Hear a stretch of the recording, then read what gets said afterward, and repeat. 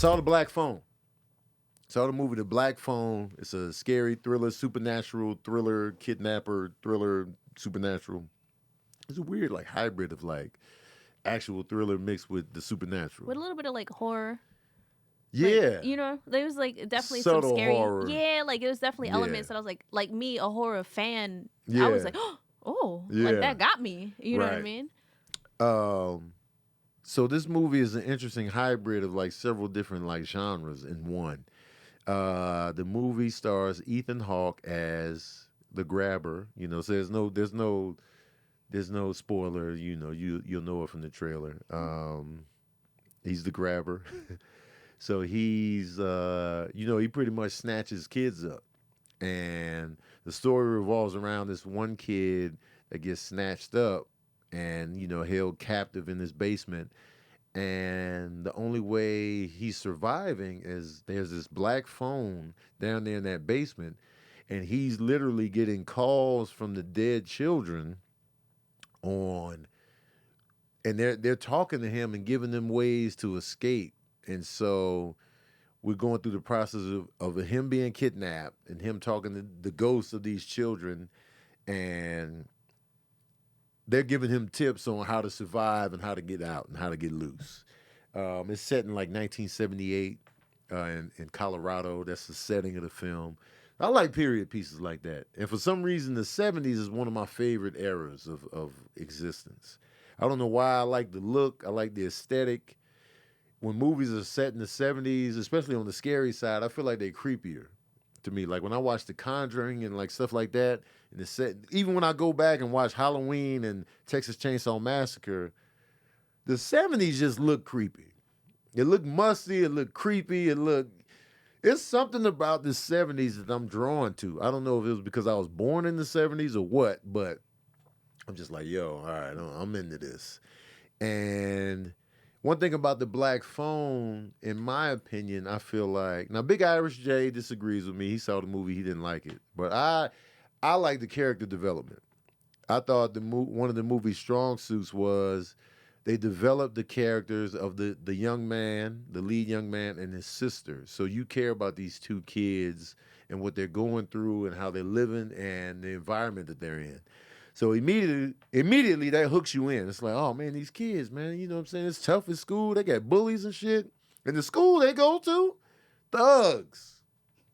Thugs. Like bullies beating the shit out of kids and like, you know, kids fighting hard fights. Rocks to the forehead, temples bleeding, repeated sock outs to the face.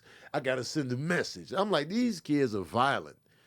Kids getting beat down at the local store by the pinball machine, pulling out a knife. I'm just like, yo, thug life.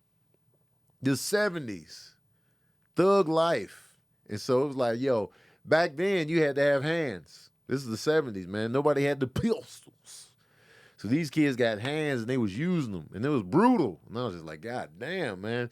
So this young man and his sister, you know, they just trying to navigate life through the bullies, through the bullshit. And his little sister is tough. Like she's tougher than her older brother. And so she's like, yo, man, why you always getting punked and doing that? Why don't you ever, you know, and great little sister to have, you know what I'm saying? The baby of the family is always the best kid anyway. I just want to throw that out there because the babies run supreme. But I really like the dynamic that they had and the bond that they shared and the development of these siblings. And I'm a fan of like close sibling relationships. I like to see it. I like to be around it. I like stories about it. And so since their father was pretty abusive, he was weird. It was like he loved the kids, but he was abusive. He didn't know how to communicate with them. You know, old school parents, 70s. So they pulling the belt out. You're getting a whooping. And he's very much like, you know, they walking on eggshells around the house, and he's a drinker, and the mom had passed. So it's just like you dealing with all these dynamics within the household. Meanwhile, you got these kids getting kidnapped by this dude in this black van, the grabber. And he's grabbing up robust kids. Like kids that, you know, star athletes and like kids that can fight and like, you know, the bullies, he's grabbing them up. And so it's just like, well, goddamn, man, you got to turn on the bully juice if you're getting kidnapped. If you beating up the kids at your school, keep that same energy with the grabber, goddammit. I need you to keep that same energy. Don't be falling up because they grown. Nah, man. Sock the grabber out, man. Treat that grabber like that kid you was looking for in the restroom. All right? Sick of it, man. You know what I'm saying? Keep that same. If you going to be a bully, when you get grabbed into the van, keep that bully energy, goddammit. Bully the grabber. They should have called the movie that. Bully the grabber. Ethan Hawke did his thing in this movie, man. Ethan Hawke is a good actor, man. Like from Training Day to The Magnificent Seven to he was also in that other scary movie. What was that other scary movie with Ethan Hawke? Where he was at? It was that creepy man on the old school projector films, and it was like he could see them watching him in the films. Sinister. Ethan Hawke is a good actor. Shout out to Ethan Hawke's daughter and Uma Thurman's daughter, who is in Stranger Things, and she's doing a good job on there. And so shout out to the family. They're out here acting as a family. He also did his thing in Moon Knight as well. Did you finish Moon Knight? Mm-mm. Oh snap, man! I got 2 more. 2 more. You liking Moon Knight? Yeah, it's a good time. Yeah. I really like what's his name? Oscar? Oh, he's killing it. I love Oscar. Like he could be in anything. I'm like, all right. He's killing it. Yeah.